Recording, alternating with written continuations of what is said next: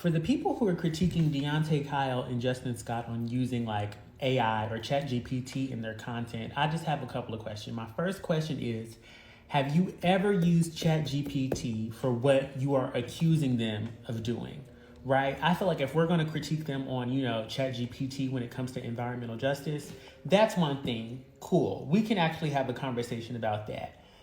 But to critique them on it like being plagiarism and they're not coming up with it, my question is that, have you ever used ChatGPT for that? Because I feel like the media and online discourse have created ChatGPT and generative AI as this big, scary boogeyman, and its capabilities are highly overhyped. Its capabilities are not that sophisticated, in my opinion.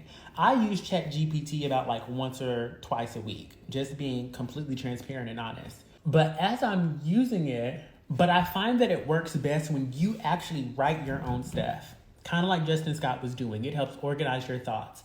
I find that it works best when I get my ideas. I'm using it so I'm writing a bunch of like scholarship essays, right?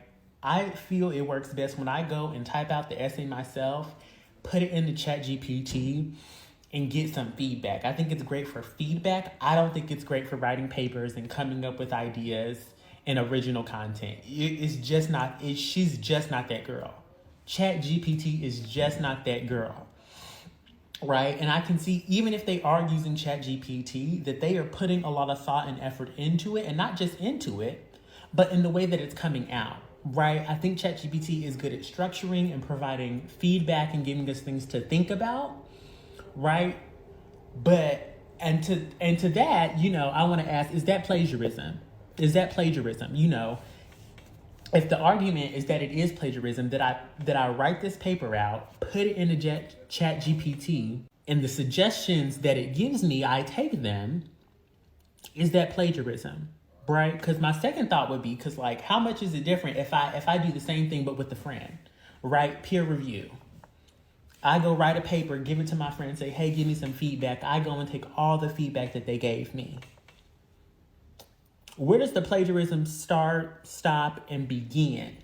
Because I feel like if you're using ChatGPT to get feedback and to help you organize your thoughts and opinions in a structured way that's easily marketable, to the masses, I don't think that's a bad thing.